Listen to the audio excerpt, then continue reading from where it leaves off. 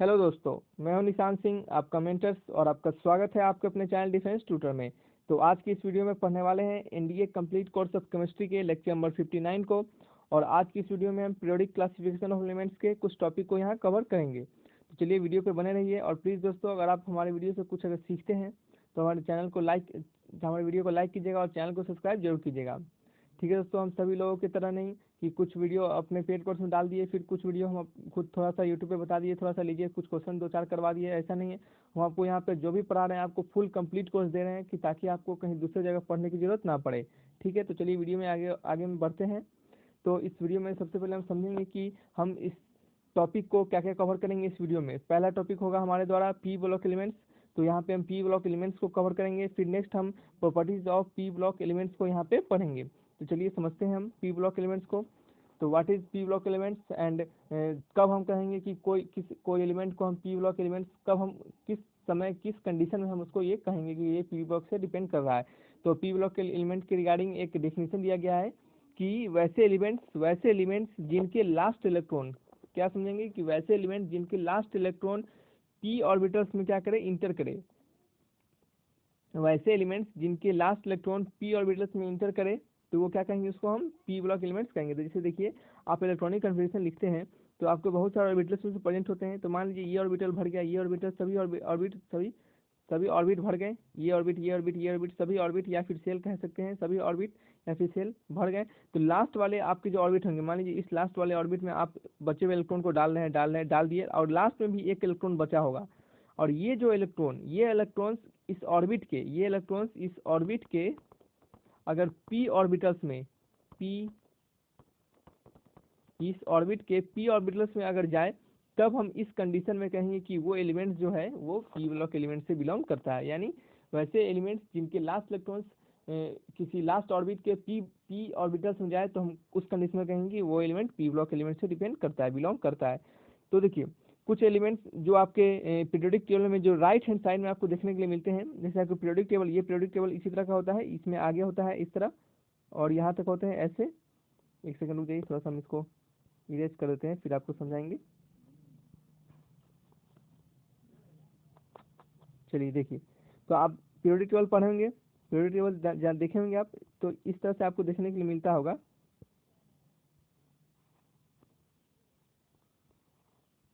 और फिर नीचे क्या रहता है, एफ ब्लॉक रहते हैं 2। तो देखिए, तो इसमें आपको जो राइट हैंड साइड में ये जो इस साइड में पोर्शन मिलता होगा, ये जो है आपके राइट हैंड साइड, उसी राइट हैंड साइड वाले को हम क्या कहते हैं, पी ब्लॉक्स कहते हैं। क्या कहते हैं, पी ब्लॉक्स कहते हैं। ठीक है, तो चलिए समझते हैं हम कि इसमें कहाँ से कहाँ तक किस किस ग्रुप को हम पी ब्लॉक एलिमेंट्स कहेंगे। तो आपके एलिमेंट्स में आप देखिए, इससे क्वेश्चन बनते हैं, क्या हम कितने से कितने ग्रुप तक को पी ब्लॉक कहते हैं, कितने से कितने एस ब्लॉक को कहते हैं। आपके एग्जाम में रिलेटेड एकदम छोटे छोटे क्वेश्चन बनते हैं, ज़्यादा टफ क्वेश्चन नहीं बनता है। ठीक है, तो देखिए, तो इसमें आपको जो 13 ग्रुप से लेके 18 ग्रुप तक के जो एलिमेंट होंगे, 13 ग्रुप से लेके 18 ग्रुप तक, आपको पता है ग्रुप क्या होता है। जो वर्टिकल कॉलम्स होते हैं, वर्टिकल कॉलम्स, उन्हीं को क्या कहते हैं, हम ग्रुप्स कहते हैं। और जो आपके हॉरिजॉन्टल रो होते हैं, हॉरिजॉन्टल इस तरह, उसको क्या कहते हैं, इसमें क्या कहते हैं, पीरियड। पीरियड इसे क्या कहते हैं, ग्रुप। ठीक है, तो देखिए आपको दिख रहा होगा 13 से 18, 13 14 15 16 17 18, ये जो ग्रुप है इन सभी को हम क्या कहते हैं, पी ब्लॉक्स कहते हैं। ठीक है, इस पूरे को हम पी ब्लॉक कहते हैं। और आपको आगे समझाएंगे कुछ प्रॉपर्टी, उस समय आपको एक चीज़ यहाँ पे कवर करेंगे। ये सभी चीज़ जो लिखे हुए हैं इन सबको कवर करेंगे हम।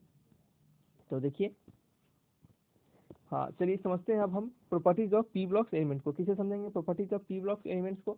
देखिए, हम आपको एनडीए कंप्लीट कोर्स जब हम जो बढ़ा रहे हैं आपको, उसमें आपके एनडीए में जितने भी आने वाले क्वेश्चंस हैं, उनके कंसेप्ट हैं, उन सभी चीज़ों को हम कवर करते जा रहे हैं। उसके प्रीवियस क्वेश्चन, उस चैप्टर के पूरे कंसेप्ट को, हर एक टॉपिक वाइज पूरे कंसेप्ट को वीडियो हम आपको प्रोवाइड करवा रहे हैं।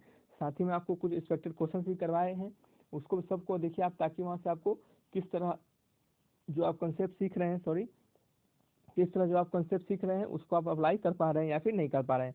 तो चलिए फर्स्ट ऑफ ऑल समझते हैं हम properties of P block element को। हम properties of P block element में सबसे पहला जो हमारा पॉइंट है, उसमें कहा जा रहा है कि पी ब्लॉक एलिमेंट्स क्या करते हैं, उनके पास क्या क्या इंक्लूड करते हैं, वो metals, non metals as well as metalloids. यानी कहने का मतलब कि पी ब्लॉक एलिमेंट्स में मेटल्स भी प्रेजेंट होते हैं, नॉन मेटल्स भी प्रेजेंट होते हैं, और मेटलॉइड्स भी प्रेजेंट होते हैं।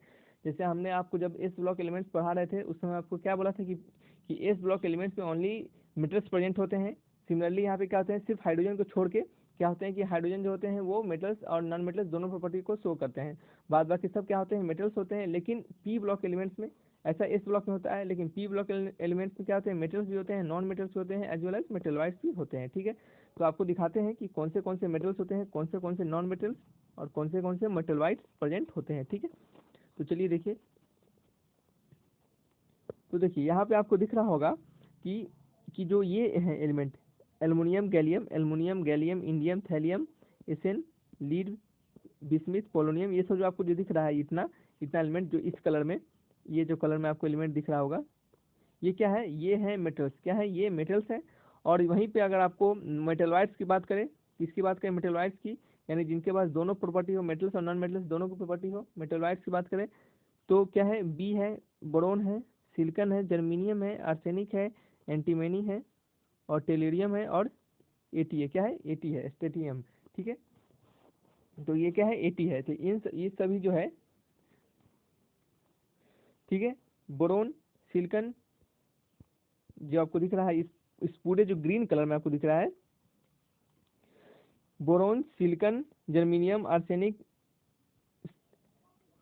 Nitrogen phosphorus arsenic antimony, SP को कहता है एंटीमोनी कहता है, fluorine chlorine bromine iodine statin, ये क्या है, टेलिरियम, ये सभी क्या है, ये सब है, ये सब क्या है, ये सभी क्या है बताइए, मेटल वाइट्स है। क्या है, मेटल वाइट्स है। क्या है, मेटल वाइट्स। ठीक है, नेक्स्ट हम समझते हैं कि ये जो आपको रेड कलर में दिख रहे होंगे, क्लोरीन कार्बन, सॉरी क्लोरीन बोल रहे हैं, carbon nitrogen oxygen fluorine neon, और यहाँ पे phosphorus sulphur chlorine argon potassium xenon radon, ये आपको दिख रहे होंगे।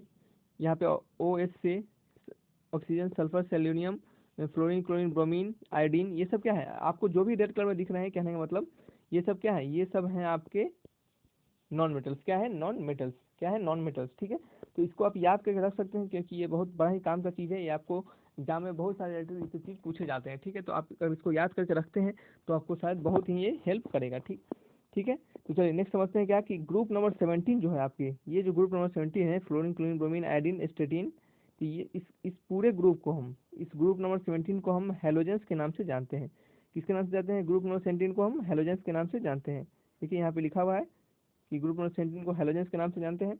और वहीं पर अगर हम बात करें ग्रुप नंबर 18 की, वहीं पर अगर ग्रुप नंबर 18 की बात करें तो यहाँ पे आपको दिख रहा होगा helium neon argon krypton xenon radon, ये क्या है, ये क्या है, नोबेल गैसेस है। क्या है, इनको हम नोबेल गैसेस भी कहते हैं। ठीक है, तो देखिए दोस्तों एक सेकेंड, यहाँ पे जो हम आपको एस बी बताए हैं, नाइट्रोजन फॉस्फोरस आर्सेनिक, जो एस बी होता है जिसको हम एंटीमोनी कर रहे थे, तो उसको आप क्या कीजिएगा, सॉरी, उसको आप क्या कीजिएगा कि देखिएगा कि ये एस बी को हम क्या कहते हैं, एक्चुअल हमको इससे एक्चुअल नाम इसका कभी याद नहीं आ रहा है, अभी ध्यान में नहीं आ रहा है। ये तो हम खुद से हमें जितना याद था हम आपको बता रहे थे, हो सकता है कुछ हम एस बी का नाम में थोड़ा सा मिस्टेक कर दिए होंगे, तो इसको आप देख लीजिएगा। ठीक है, तो चलिए नेक्स्ट समझते हैं क्या, नेक्स्ट समझते हैं हम नेक्स्ट पॉइंट को अपने। देखिए these elements have smaller atomic ready, यानी ये जो एलिमेंट्स होते हैं पी ब्लॉक के, उनके एटॉमिक रेडियस क्या होते हैं, स्मॉलर होते हैं, छोटे होते हैं, किससे, इस ब्लॉक एलिमेंट से।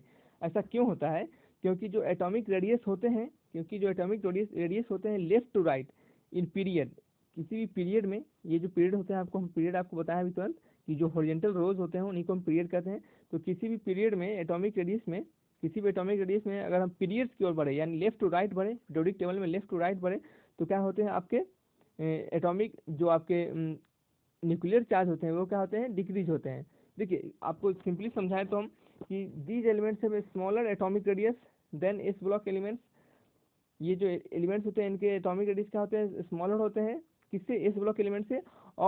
और जो ऐसा क्यों होता है, क्योंकि एटॉमिक रेडियस क्या होते हैं, डिक्रीज होते हैं फ्रॉम लेफ्ट टू राइट में, लेफ्ट टू राइट अगर हम जाते हैं तो एटॉमिक रेडियस डिक्रीज होते हैं, क्योंकि इनके न्यूक्लियर चार्ज क्या होते हैं, इंक्रीज हो जाते हैं। चलिए आपको अभी तो ये पॉइंट आपको समझ में नहीं आया होगा शायद, लेकिन आपको अभी हम इसको अच्छे से क्लियर करते हैं कि कैसे डिक्रीज होते हैं। देखिए आपको यहाँ पे न्यूक्लियर चार्ज आ रहा होगा, तो आपको समझ में नहीं आ पा रहा होगा कि ये न्यूक्लियर चार्ज क्या है, आखिर न्यूक्लियर चार्ज क्या है, हम इसे कैसे समझेंगे। तो देखिए इसके रिगार्डिंग हम एक स्लाइड दिए आपको, शायद वहाँ से आपको कुछ समझ में आ जाए। ठीक है, तो एक सेकेंड,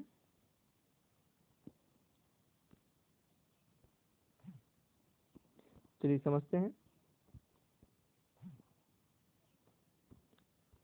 चलिए देखिए, ट्रेंड्स विद इन पीरियड्स, क्या है कि हम पीरियड्स को ट्रेंड को समझेंगे। जब हम पीरियोडिक प्रॉपर्टीज को समझेंगे, एटॉमिक रेडियस पढ़ेंगे जब हम, उस समय आपको हम पीरियड में, ग्रुप में, सब में आपको बताएंगे। लेकिन यहाँ पे आपको हम इस पॉइंट को समझाने के लिए ये पॉइंट आपको हम यहाँ पे रख रहे हैं, ठीक है। कि अगर हम पीरियड में बात करें, अगर हम पीरियड में जाते हैं किसी भी, कहाँ पे, किसी भी पीरियड में जाते हैं, पीरियोडिक टेबल के किसी पीरियड में अगर हम जाते हैं, तो एटॉमिक रेडियस क्या होता है हमारा, डिक्रीज करता है। यहाँ पे यही लिखा हुआ है कि atomic radius decreases as we move across a period. ऐसा क्यों होता है, वाई, ठीक है। वाई देखिए आपको यहाँ दिख रहा होगा, sodium, magnesium, aluminium, silicon, phosphorus, sulphur, chlorine, argon, ये क्या है, पीरियड का एक एलिमेंट है, एक पीरियड का एलिमेंट है। तो ये देखें आपके इसके एटॉमिक रेडियस एकदम डिक्रीज हुए जा रहे हैं, क्या है, डिक्रीज होते जा रहे हैं, ठीक है। तो देखिए ऐसा क्यों होता है, तो यहाँ पे आपको जो रीजन बताया गया है कि क्योंकि हम लेफ्ट राइट जाते हैं तो एटॉमिक रेडियस डिक्रीज होता है, क्योंकि इंक्रीज होता है उनके न्यूक्लियर चार्जेज में। तो सबसे पहले समझते हैं कि व्हाट इज न्यूक्लियर चार्जेज, ठीक है। फिर हम समझेंगे इस आगे नेक्स्ट पॉइंट इसमें जो लिखा हुआ है उस पॉइंट को। तो सबसे पहले समझेंगे कि न्यूक्लियर चार्जेस क्या होते हैं। तो न्यूक्लियर चार्ज को हम अगर एक सिंपल भाषा में कहें तो न्यूक्लियर चार्ज को हम कहते हैं, डिफाइन करते हैं कि जो न्यूक्लियस का जो अट्रैक्शन होता है आउटर मोस्ट सेल पे, आउटर मोस्ट सेल के इलेक्ट्रॉन का जो न्यूक्लियस से अट्रैक्शन होता है, आउटर मोस्ट सेल का जो न्यूक्लियस से अट्रैक्शन होता है उसे हम क्या कहते हैं, आउटर मोस्ट सेल के इलेक्ट्रॉन्स का, आउटर मोस्ट सेल के इलेक्ट्रॉन्स का जो न्यूक्लियस से अट्रैक्शन होता है उसे हम क्या कहते हैं, न्यूक्लियर चार्ज कहते हैं, ठीक है। तो यहाँ पे यही कहा जा रहा है, इतना पॉइंट को समझिए पहले आप कि न्यूक्लियर चार्ज किसे कहते हैं, कि आउटर मोस्ट सेल के इलेक्ट्रॉन का अट्रैक्शन होता है न्यूक्लियस के टुवार्ड्स, उसको क्या कहते हैं हम, उसे हम कहते हैं न्यूक्लियर चार्जेस, ठीक है। और एक और इसके साथ आपको वर्ड आएगा shielding effect, shielding, SHEILDING, shielding effect.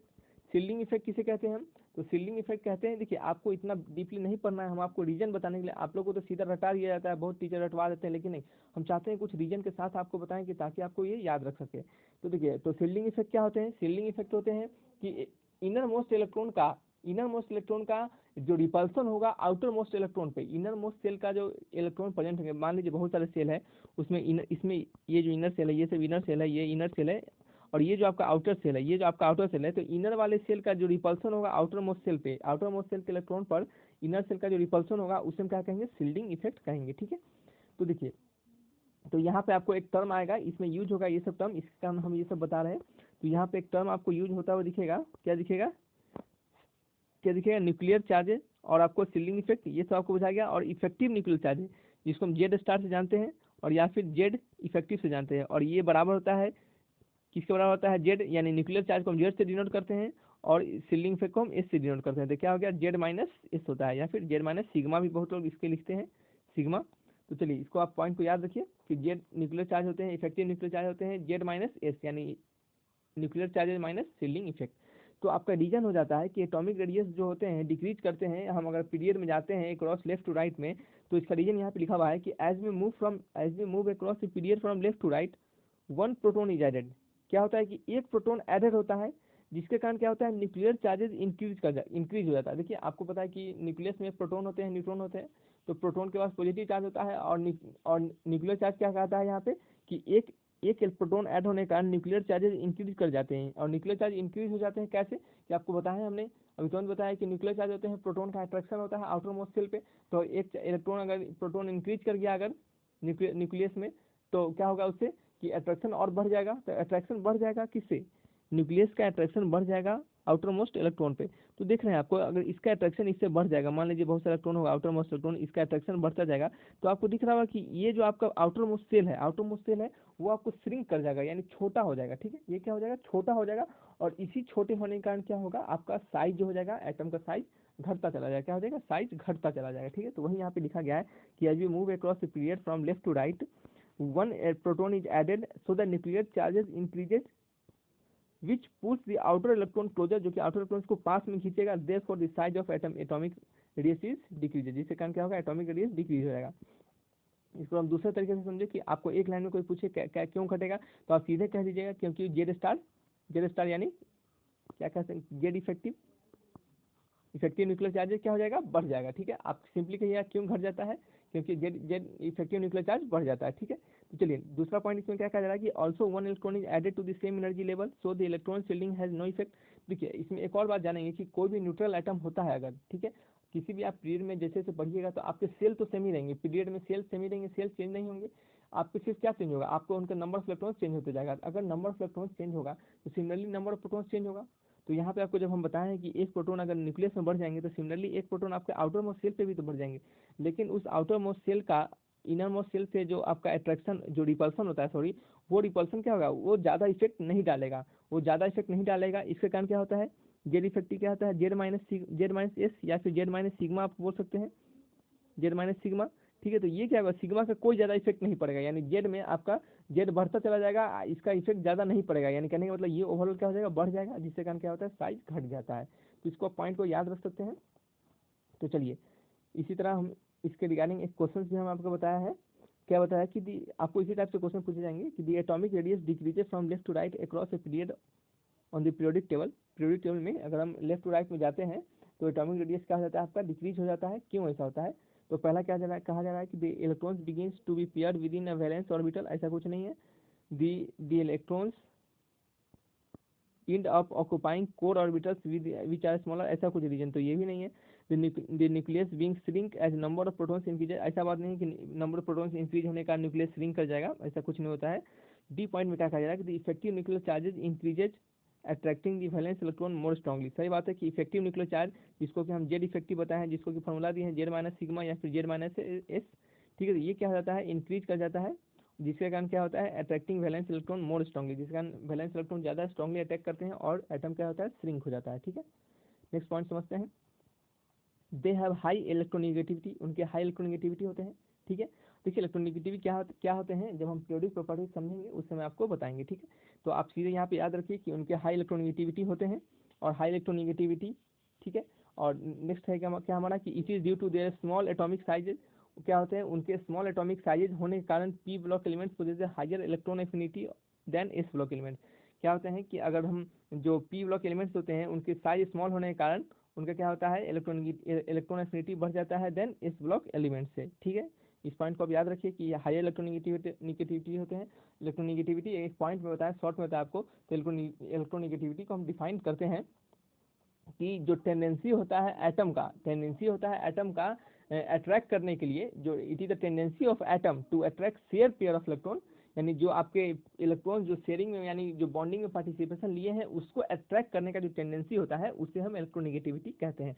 और ये जो आपके पी ब्लॉक एलिमेंट होते हैं उनके इलेक्ट्रोनिगेटिविटी हाई होते हैं, क्योंकि देखिए नॉन मेटल्स जो होते हैं, चलिए आपको रीजन बता ही देते हैं कि नॉन मेटल्स जो होते हैं वो क्या होते हैं, इलेक्ट्रोनिगेटिव नेचर के होते हैं। आपको हमने बताया था इस ब्लॉक समझाते समय कि मेटल्स जो होते हैं इलेक्ट्रोपॉजिटिव नेचर के होते हैं, तो सिमिलरली नॉन मेटल्स जो होते हैं क्या होते हैं, इलेक्ट्रोनिगेटिव नेचर के होते हैं। और जो इलेक्ट्रोनिगेटिव नेचर का होता है तो वो क्या करेगा, इलेक्ट्रॉन्स लविंग होगा, निगेटिव चार्ज का लविंग होगा। इसके कारण क्या हो जाता है, आपके पी ब्लॉक एलिमेंट्स का इलेक्ट्रोनिगेटिव बढ़ जाता है, क्योंकि वो क्या होते हैं, non metals, generally non metals होते हैं, और नॉन मेटल्स क्या होते हैं, इलेक्ट्रोनिगेटिव नेचर के होते हैं। ठीक है, तो ये पॉइंट आप याद रख सकते हैं। इसी तरह इलेक्ट्रॉन एफिनिटी क्या होते हैं, इलेक्ट्रॉन एफिनिटी होते हैं कि आपको जो हम कोई भी किसी इलेक्ट्रॉन्स को अगर आउटर मोस्ट सेल पे, किसी इलेक्ट्रॉन्स को अगर आउटर मोस्ट सेल पे अगर हम ऐड करते हैं तो वहाँ से जो एनर्जी हमें मिलता है, वहाँ से जो एनर्जी मिलता है उसे हम क्या कहते हैं, इलेक्ट्रॉन एफिनिटी कहते हैं। यानी इसको डिफाइन करें तो it is energy release when extra electron, एक अदर इलेक्ट्रॉन या फिर extra electron is added to the isolated gaseous atom. यानी एक जो आपके आउटर मोस्ट सेल पे अगर हम किसी एक इलेक्ट्रॉन को एडेड करते हैं या फिर कहीं भी किसी सेल पे उसके अगर एक इलेक्ट्रॉन को अगर एडेड करते हैं तो क्या होता है, आपको वहाँ से इलेक्ट्रॉन एफिनिटी जो एनर्जी निकलता है उसे हम क्या कहते हैं, इलेक्ट्रॉन एफिनिटी कहते हैं। ठीक है, तो चलिए ये पॉइंट था। तो ये क्या होते हैं, इट इज ये भी क्या होते हैं, हायर इलेक्ट्रॉन एफिनिटी होते हैं। ठीक है, हाई इलेक्ट्रॉन एफिनिटी होते हैं क्योंकि अगर मेटल्स है, मेटल्स क्या होते हैं, इलेक्ट्रॉन लविंग होते हैं। और दूसरा पॉइंट क्या है, अगर उसके साइज अगर छोटे हैं इस ब्लॉक एलिमेंट्स की अपेक्षा, पी ब्लॉक एलिमेंट के जो साइज अगर छोटे हैं तो न्यूक्लियस के टुवार्ड्स अट्रैक्शन ज़्यादा होगा। ठीक है, न्यूक्लियस के टुवार्ड्स अट्रैक्शन अगर ज़्यादा होगा तो अगर इलेक्ट्रॉन ऐड करेंगे तो वो क्या करेगा, खुशी खुशी इलेक्ट्रॉन को लेगा। खुशी खुशी इलेक्ट्रॉन को लेगा क्यों, क्योंकि वो तो न्यूक्लियस के पास पॉजिटिव चार्ज होता है, इलेक्ट्रॉन का नेगेटिव चार्ज, तो अट्रैक्शन बढ़ जाएगा तो वो क्या करेगा, अच्छे से ले लेगा। ठीक है, तो इसके कारण क्या होगा, कुछ भी आपको पता है कि जब इलेक्ट्रॉन निकालते हैं तो एनर्जी निकलता है, इलेक्ट्रॉन डालते हैं तो एनर्जी क्या होता है, सॉरी क्या बोल रहे हैं हम, कि अगर हम इलेक्ट्रॉन को अगर निकालते हैं, इलेक्ट्रॉन को अगर निकालते हैं तो क्या होता है, आपको एनर्जी क्या होता है, आपको देना पड़ता है। ठीक है, आपको जब आयनाइजेशन पोटेंशियल पढ़ा रहे थे हम, तो उसमें आपको क्या बताए थे कि आउटर मोस्ट शेल पे इलेक्ट्रॉन को क्या करना पड़ेगा, रिमूव करने के लिए जो एनर्जी हमें देना पड़ता है उसे आयनाइजेशन पोटेंशियल कहते हैं। यानी कहने का मतलब आपको अगर हम कोई एनर्जी इलेक्ट्रॉन निकाल रहे हैं तो आपको एनर्जी देना पड़ेगा, इलेक्ट्रॉन डाल रहे हैं तो एनर्जी निकलेगा, बाहर निकलेगा। तो सिमिलरली क्या होता है आपके इलेक्ट्रॉन एफिनिटी में और आयनाइजेशन पोटेंशियल में यही डिफरेंस होता है। आयनाइजेशन पोटेंशियल में एनर्जी देना पड़ता है क्योंकि वहाँ से हम इलेक्ट्रॉन क्या करते हैं, निकालते हैं, और इलेक्ट्रॉन एफिनिटी में क्या होते हैं, इलेक्ट्रॉन डालते हैं तो एनर्जी निकलता है। तो आपको पता चल गया कि नॉन मेटल्स के कारण वो इलेक्ट्रॉन लविंग होते हैं और साइज भी छोटा है उनका, तो जिसके कारण न्यूक्लियस से अट्रैक्शन भी ज़्यादा होगा, इलेक्ट्रॉन डालेंगे तो अट्रैक्शन बढ़ जाएगा, क्या होगा वो क्या करेगा, ज़्यादा अमाउंट ऑफ एनर्जी को रिलीज कर देगा क्योंकि उसके पास स्टेबिलिटी की गेन हो जाएगी, यानी उसमें हमको अलग से इफर्ट नहीं देना पड़ेगा, ठीक है। और वहीं पर अगर साइज ज़्यादा रहेगा तो क्या करेंगे, हमको अलग से इफर्ट देना पड़ेगा, तो हमें क्या करेगा, एनर्जी कम मिलेगा, ठीक है। इस पॉइंट को आप समझे होंगे। तो आपको देखिए ये बेसिकली हमें समझाने का एक ही मतलब है, ये सब हम आपको कंसेप्ट पढ़ाने के लिए आपको रटना ना पड़े, हम इसके लिए समझा रहे हैं। नहीं तो आपको सिंपली देखिए याद कर, आपको पता है केमिस्ट्री आपको याद करना ही पड़ेगा, केमिस्ट्री याद करने की चीज़ ही है। केमिस्ट्री याद करने के साथ साथ समझना होता है, ठीक है। मैथ्स नहीं है, मैथ्स को सिर्फ समझने के साथ सिर्फ बनाना है, प्रैक्टिस करना है। और केमिस्ट्री क्या है, समझने के साथ साथ याद भी करना है, ठीक है। तो यही पॉइंट को अपने हम तो एक एक पॉइंट को आपको कवर करके दिखा देते हैं, बता देते हैं जो भी है, तो आपको ताकि उसमें प्रॉब्लम ना हो सके। नेक्स्ट क्या है हमारा, ये halogens, oxygen, sulphur and phosphorus are reactive element of P block elements, ठीक है। ये जो हाइड्रोजन और हेलोजेंस होते हैं, ऑक्सीजन, सल्फर एंड फास्फोरस होते हैं, ये रिएक्टिव एलिमेंट होते हैं पी ब्लॉक एलिमेंट्स के, याद कर लीजिए। ऐसे पॉइंट उतना इंपॉर्टेंट नहीं है, ये रिएक्टिव एलिमेंट होता है क्योंकि हमेशा ये देखते हैं आपको बहुत सारे कंपाउंड इसके बने हुए दिख जाते होंगे, ठीक है। नेक्स्ट पॉइंट क्या है कि they have high value of ionisation energy. अभी आपको समझा रहा था कि आयनाइजेशन एनर्जी क्या होते हैं, आयनाइजेशन एनर्जी होते हैं, ये सब चीज़ बताएंगे, ionisation energy, electron negativity, electron affinity, हर चीज़ को बताएंगे आपको हम। जब कब बताएंगे, जब हम पढ़ेंगे प्रॉपर्टीज, पीरियोडिक प्रॉपर्टीज को, ठीक है। तो चलिए यहाँ पे आपको थोड़ा सा समझा देते हैं, जैसे हम सब में थोड़ा थोड़ा बता दे रहे हैं आपको कि they have high value of ionisation energy, उनके high value of ionisation energy होते हैं। आप कैसे, देखिए आपको पता है कि पी ब्लॉक एलिमेंट का साइज छोटा होता है, तुरंत अभी बताया है कि इस ब्लॉक एलिमेंट से पी ब्लॉक एलिमेंट का साइज छोटा होता है। अगर साइज छोटा होता है तो साइज छोटा होने का कारण क्या होगा कि इलेक्ट्रॉन का, आउटर मोस्ट इलेक्ट्रॉन का जो अट्रैक्शन होगा न्यूक्लियस से, वो क्या होगा, ज़्यादा होगा। साइज छोटा है तो आउटर मोस्ट इलेक्ट्रॉन का न्यूक्लियस से अट्रैक्शन ज़्यादा है। और आपको आयनाइजेशन पोटेंशियल का डिफिनीशन ही होता है कि इलेक्ट्रॉन को क्या करना पड़ता है, रिमूव। इलेक्ट्रॉन को रिमूव करने में क्या होता है, जो एनर्जी रिक्वायर्ड होता है वो क्या होता है, वो आयनाइजेशन एनर्जी होता है, ठीक है। जो एनर्जी हमको देना पड़ता है इलेक्ट्रॉन को रिमूव करने में, वो वही आयनाइजेशन एनर्जी होता है। तो आपको पता है कि जो आपको आउटर मोस्ट से इलेक्ट्रॉन को हटाना है और साइज छोटा होने के कारण पी ब्लॉक एलिमेंट्स के अट्रैक्शन ज़्यादा होगा न्यूक्लियस से, तो हमें ज़्यादा मेहनत करना पड़ेगा उसको बाहर निकालने के लिए। तो ज़्यादा मेहनत करना पड़ेगा तो स्वाभाविक है ज़्यादा एनर्जी देना पड़ेगा, तो ज़्यादा एनर्जी देना पड़ेगा तो ज़्यादा एनर्जी आयनाइजेशन एनर्जी हो जाएगा। तो वही यहाँ पे कहा जा रहा है कि they have high value of ionisation energy. Next क्या है कि their oxides are acidic in nature, उनके ऑक्साइड्स क्या होते हैं, एसिडिक इन नेचर होते हैं। जो पॉइंट्स आपको बताया जा रहा है, लिखवाया जा रहा है, जो यहाँ बताया जा रहा है, उस सभी को आप याद करते चलिए, नोट करते चलिए पढ़ने के लिए अपने, ठीक है। तो their oxides are acidic in nature, उनके ऑक्साइड्स क्या होते हैं, एसिडिक इन नेचर होते हैं। एसिडिक नेचर कहने का मतलब उनका जो ऑक्साइड होता है, ऑक्साइड कहने का मतलब क्या होता है, चलिए हम आपको यहाँ पे अभी समझाते हैं ये स्लाइड से। इसमें स्लाइड में आपको दिया हुआ है क्या क्या है, इसमें आपको 2 पॉइंट समझाएंगे, इस पॉइंट के साथ साथ आपको एक और पॉइंट बता देंगे कि देखिए मेटल्स के जो ऑक्साइड होते हैं, याद रखिए आप, मेटल्स के जो ऑक्साइड होते हैं वो बेसिक नेचर के होते हैं और नॉन मेटल्स के ऑक्साइड क्या होते हैं, एसिडिक नेचर के होते हैं। तो यहाँ पे यही लिखा हुआ है कि their oxides are acidic in nature. आपको पता है कि पी ब्लॉक एलिमेंट्स में जनरली नॉन मेटल्स प्रेजेंट होते हैं, जिसके कारण क्या होते हैं, उनके ऑक्साइड एसिडिक नेचर के हो जाते हैं।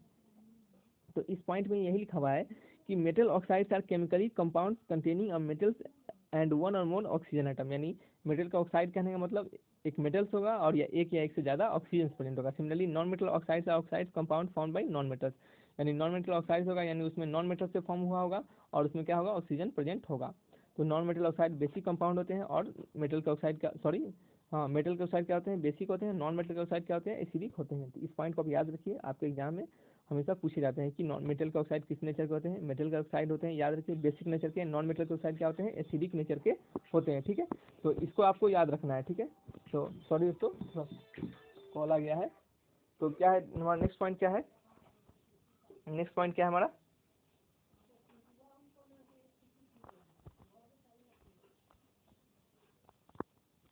चलिए नेक्स्ट पॉइंट समझते हैं कि they are usually form covalent compound. ये क्या कहते हैं, कोवलेंट कंपाउंड करते हैं फॉर्म, क्यों, क्योंकि नॉन मेटल्स जो होते हैं वो जनरली कोवलेंट कंपाउंड को ही फॉर्म करते हैं, और मेटल्स क्या होते हैं, आयनिक बॉन्ड को फॉर्म करते हैं। नेक्स्ट क्या हमारा कि some of these elements show variable valency, इनके जो एलिमेंट्स होते हैं वो वेरिएबल वैलेंसी शो करते हैं, एंड एग्जिस्ट जो एग्जिस्ट करते हैं वन और more oxidation state in their compound, उनके बहुत सारे कंपाउंड में एक या एक से ज़्यादा ऑक्सीडेशन स्टेट देखे जाते हैं। जैसे जनरल कॉन्फ़िगरेशन हम अगर 13 नंबर इलेक्ट्रॉन्स की बात करें, ग्रुप नंबर 13 की, तो उनके होते हैं NH2 NP1, यानी उनके लास्ट जो इलेक्ट्रॉन होंगे वो NH2 में जाएंगे और NP उनका P वाले में 8 इलेक्ट्रॉन होगा। सिमिलरली 14 वाले में 2 3 4 इस तरह करके उनके इलेक्ट्रॉनिक कन्फिग्रेशन बढ़ते चले जाएंगे, ठीक है। और यहाँ पे अगर हम उनके ऑक्सीडेशन स्टेट की बात करें तो आपको यहाँ दिख रहा होगा कि आपको पता है कि बोरोन होते हैं, उसके लास्ट में 3 इलेक्ट्रॉन्स होते हैं, तो वो क्या करेंगे, एक इलेक्ट्रॉन्स 3 इलेक्ट्रॉन्स, ये लास्ट सेल का इलेक्ट्रॉन्स है, ये क्या है, लास्ट सेल के उनके इलेक्ट्रॉन्स है। लास्ट सेल यानी कहने का मतलब ये सब सेल जो उनके हैं, इनके लास्ट सेल में कितने होंगे, 3 इलेक्ट्रॉन्स प्रेजेंट होंगे। तो इस 3 इलेक्ट्रॉन्स अगर प्रेजेंट होंगे तो इनमें पी में क्या है, 1 इलेक्ट्रॉन प्रेजेंट है। तो इस पी में 1 इलेक्ट्रॉन अगर प्रेजेंट है तो इस 1 इलेक्ट्रॉन को अगर हम भगा दें तो NH2 बच जाएगा, जो कि क्या हो जाएगा, स्टेबल कॉन्फ़िगरेशन हो जाएगा। तो इस कॉन्फ़िगरेशन क्यों लिखा था आपको, हमने ये सब बताया है कि स्टेबिलिटी को गेन करने के लिए कॉन्फ़िगरेशन लिखा जाता है। ये सब हम जब इलेक्ट्रॉनिक कॉन्फ़िगरेशन पढ़ा रहे थे उस समय हमने इसको बताया था। तो यहाँ से देखिए आपको कि +1 एक हटा देंगे तो क्या हो जाएगा, 1 इलेक्ट्रॉन रिमूव हो जाएगा तो प्लस चार्ज आ जाएगा, तो यहाँ क्या हो जाएगा, +1 कॉन्फ़िगरेशन हो जाएगा। सिमिलरली कार्बन के क्या होते हैं, कार्बन के 2 इलेक्ट्रॉन को भगा देते हैं, अगर हम 2 इलेक्ट्रॉन को भगा देते हैं तो क्या हो जाएगा, ये हो जाएगा NH2 यानी स्टेबल कॉन्फ़िगरेशन हो जाएगा, यानी क्या हो जाएगा, +2 हो जाएगा। और -4 क्यों लिखा है, क्योंकि देखिए आपको पता है कि जब हम इलेक्ट्रोनेगेटिविटी बताएंगे तो जो आपके चार्ज होते हैं किसी कंपाउंड को अगर हम चार्ज में अगर डिस्ट्रीब्यूट करते हैं तो क्या क्या उसमें क्या होता है कि वो उनके इलेक्ट्रोनेगेटिविटी के आधार पे हम उसको प्लस माइनस चार्ज देते हैं। अगर हम CH4 की बात करें, अगर हम CH4 की बात करें तो कार्बन क्या हो गया, इस तरह मान लीजिए हाइड्रोजन है, इसके स्ट्रक्चर अलग से होते हैं, लेकिन आपको सिमिलरली थोड़ा समझाने के लिए बता रहे हैं कि मान लीजिए हाइड्रोजन है, अगर इसमें हम पार्शियली चार्ज है ये कोवेलेंट बॉन्ड, लेकिन इसमें हम पार्शियली अगर चार्ज देंगे तो कार्बन पे देंगे डेल प्लस और सॉरी हाइड्रोजन पे देंगे डेल प्लस और कार्बन पे देंगे डेल माइनस। डेल कहने का मतलब छोटा, पार्शियल बहुत कम, इस तरह यहाँ पे डेल प्लस, यहाँ डेल माइनस। अगर 4 डेल प्लस है तो 4 कार्बन पे 4 डेल माइनस होगा, तो यही यहाँ पे माइनस चार्ज लिखा जा रहा है। और आपको पता होना चाहिए कि ये सब इलेक्ट्रोनेगेटिविटी के आधार पर दिया जाता है, ठीक है। और आपको इतना कंसेप्ट जो हम आपको बता दे रहे हैं वो बहुत काफ़ी आपके लिए कंसेप्ट, आप इसको बस याद करते चलिए, ठीक है। तो चलिए आपको समझ में आया होगा ये क्यों -4 होते हैं, ये इलेक्ट्रोनेगेटिविटी के आधार पर होते हैं, क्योंकि जो आपका इलेक्ट्रोनेगेटिविटी होता है वो कार्बन का शायद हाइड्रोजन का 2.1 होता है और कार्बन का 2.5 या फिर 2.8 के आसपास होता है। तो इस पॉइंट को आप याद रखिए। तो सिमिलरली आपको हर जगह दिख रहा होगा, आप अगर ग्रुप नंबर 15 की बात करें तो उनके आउटरमोस्ट पे 3 इलेक्ट्रॉन है, और 3 को माइनस कर दे तब भी कॉन्फ़िगरेशन स्टेबल हो जाएगा, 3 को प्लस कर दे तभी कॉन्फ़िगरेशन स्टेबल हो जाएगा। सिमिलरली ऑक्सीजन की बात करें तो ऑक्सीजन पे कितना है बताइए, ऑक्सीजन पे लास्ट इलेक्ट्रॉन पे 16 चार्ज है, +6 चार्ज है, सॉरी +6 है इलेक्ट्रॉन, +6 इलेक्ट्रॉन है लास्ट उनके आउटरमोस्ट इलेक्ट्रॉनिक कॉन्फ़िगरेशन में, आउटरमोस्ट पे। तो वहाँ पे अगर यहाँ पे 4 है, अगर इसको हम 2 दे दें तो NP6 हो जाएगा। और आपको पता है कि NP6 is greater more stable than NP3 is more stable than NP1 2 4 या फिर 5, इनमें से कोई हो, इन सभी से क्या होता है, ये सब ज़्यादा स्टेबल होते हैं, ठीक है। तो यहाँ पे इसके लिए हम क्या करेंगे, इसके लिए आपको ऑक्सीजन का क्या होता है, ऑक्सीडेशन नंबर क्या होते हैं, 2 हो जाते हैं, -2, ठीक है। तो यहाँ पे क्या होते हैं, यहाँ पे 2 इलेक्ट्रॉन देंगे तो इसके कारण चार्ज क्या हो जाएगा, -2 चार्ज आ जाएगा। तो वही यहाँ पे बताया जा रहा है। सिमिलरली अगर हम और भी इसके ऑक्सीडेशन से दिखाए जाते हैं, जैसे +4 हुआ, +2 हो गया, ये सब बहुत सारे अलग अलग कंपाउंड में ये सब दिखे जाते हैं। 17 नंबर में क्या करेगा, फ्लोरीन है, इसको हम 1 इलेक्ट्रॉन दे देंगे तो NP6 हो जाएगा, तो ये स्टेबल हो जाएगा, जिसमें -1 होगा और साथ में +5 +3 +1 उनके बहुत सारे अलग अलग कंपाउंड में देखे गए हैं, जैसे IF6 IF3 ये सब चीज़ में दिखा गया है, ठीक है। तो इसी तरह अगर आपके जो क्या है, ये नोबेल गैसेस है, नोबेल गैसेस के 8 इलेक्ट्रॉन के फुलफिल है। देखिए NP6 है, NP2 है, ये फुलफिल है, तो इनको इलेक्ट्रॉन देने लेने की कोई जरूरत नहीं पड़ती है। ये क्या करते हैं, ये क्या होते हैं, हमेशा इलेक्ट्रॉनिक कॉन्फ़िगरेशन में जल्दी पार्टिसिपेट नहीं करते हैं, क्योंकि इनका जो स्टेबल कॉन्फ़िगरेशन के पास पहले से ही प्रेजेंट है, तो इनको क्या जरूरत है, जिसको पेट भरा हुआ है तो वो क्यों खाना खाएगा, उसी तरह बात है यहाँ पे। लेकिन हो सकता है कि पेट भरने के कारण भी कुछ अच्छा चीज़ मिल जाता है, कहीं खा ले। यही यहाँ पे आपको जो आपके ये जो है क्या नाम है इनका, नोबेल गैसेस, इनके साथ ऐसा होता है, जैसे जेनन XCO4 XCO8 इस टाइप के क्या करते हैं, वो कंपाउंड को फॉर्म करते हैं, बहुत सारे XCO6 इस टाइप के कंपाउंड को फॉर्म करते हैं। तो उस दौरान इनके पास +2 +6 +4 ऑक्सीडेशन स्टेट देखे जाते हैं। चलिए नेक्स्ट समझते हैं। चलिए नेक्स्ट क्या है हमारा कि फ्यू एलिमेंट्स जैसे ऑक्सीजन, सल्फर, फास्फोरस ETC क्या करते हैं, एग्जिबिट इलेक्ट्रॉप्स को एग्जिबिट करते हैं, यानी उनके कुछ इलेक्ट्रॉप्स भी प्रेजेंट होते हैं। अगर हम इलेक्ट्रॉप्स की बात करें कि व्हाट इज इलेक्ट्रॉप्स, तो इलेक्ट्रॉप्स वैसे एलिमेंट होते हैं जिनके केमिकली तो आइडेंटिकल होते हैं, वो केमिकली आइडेंटिकल होते हैं। क्यों केमिकली आइडेंटिकल होते हैं, क्योंकि वो सेम एलिमेंट के होते हैं। वो सेम एलिमेंट होंगे तो उनका ऑटोमोस्ट इलेक्ट्रॉनिक कॉन्फ़िगरेशन सेम होंगे, तो सेम होंगे तो क्या होंगे, उनके कारण क्या होंगे, उनके केमिकल कंपाउंड, केमिकल जो आपके प्रॉपर्टीज होंगे वो सेम होंगे। आपको पता है कि जो हमने आइसोटॉप्स पढ़ा था, तो आइसोटॉप्स के केमिकल प्रॉपर्टीज सेम होते हैं, लेकिन फिजिकल प्रॉपर्टीज अलग होता है, क्योंकि फिजिकल प्रॉपर्टीज मास पे डिपेंड करता है। तो यहाँ भी क्या होता है, एलोट्रॉप्स से क्या होते हैं, केमिकल प्रॉपर्टीज सेम होते हैं, लेकिन फिजिकल प्रॉपर्टी क्या होते हैं, डिफर करते हैं। जैसे आपके हम इलेक्ट्रॉप्स की बात करें, ये कार्बन के इलेक्ट्रॉप्स है, कार्बन के इलेक्ट्रॉप्स डायमंड और ग्रेफाइट की बात करें तो इनके क्या होते हैं, फिजिकल प्रॉपर्टीज डिफरेंट होते हैं। कैसे कैसे कि क्योंकि इनके melting point, boiling point, defective index, इनके मॉलिक्यूलर वेट इवन सब चीज़ क्या होते हैं, चेंज होते हैं, जिससे कारण हम कहते हैं कि ये तो कार्बन के इलेक्ट्रॉप्स हैं, लेकिन क्या है, इनकी फिजिकल प्रॉपर्टीज डिफरेंट है। अगर वहीं पर अगर हम बात करें एक ऑक्सीजन के इलेक्ट्रॉप्स के बारे में, एक ऑक्सीजन के इलेक्ट्रॉप्स के बारे में, तो देखिए ये क्या है, इलेक्ट्रॉप्स ऑफ ऑक्सीजन। ऑक्सीजन के इलेक्ट्रॉप्स क्या होते हैं, एक सबसे पहला तो खुद का एटॉमिक ऑक्सीजन, दूसरा क्या है ऑक्सीजन O2 जिसको हम O2 के नाम से कहते हैं, और तीसरा क्या है ओजोन O3। ये सब क्या है, ऑक्सीजन के इलेक्ट्रॉप्स हैं। तो ये आपको पूरे इलेक्ट्रॉप्स इतना नहीं पढ़ने हैं, जो कि बेसिक थे, जो कि हमने वही कार्बन के इलेक्ट्रॉप्स, ऑक्सीजन के इलेक्ट्रॉप्स, ये सब हम आपको बता दिए, और ज़्यादा आपको इससे ज़्यादा नहीं पढ़ना है, ठीक है। तो ये क्या हुए, इलेक्ट्रॉप्स ऑफ ऑक्सीजन के हो गए, ठीक है। तो चलिए, ये आपका पी ब्लॉक एलिमेंट्स भी खत्म हो चुका है। अगर आपको वीडियो से कुछ सीखे होंगे, कुछ अच्छा लगा होगा, ये वीडियो थोड़ा बड़ा चल गया होगा, लेकिन आपको कुछ सीखना है तो थोड़ा टाइम तो देना पड़ेगा। अगर वीडियो अच्छा लगा हो तो वीडियो को लाइक कीजिए, चैनल को सब्सक्राइब करके बेल आइकन दबाइएगा। चलिए दोस्तों, फिर मिलेंगे अच्छे वीडियो के साथ, तब तक के लिए बाय बाय।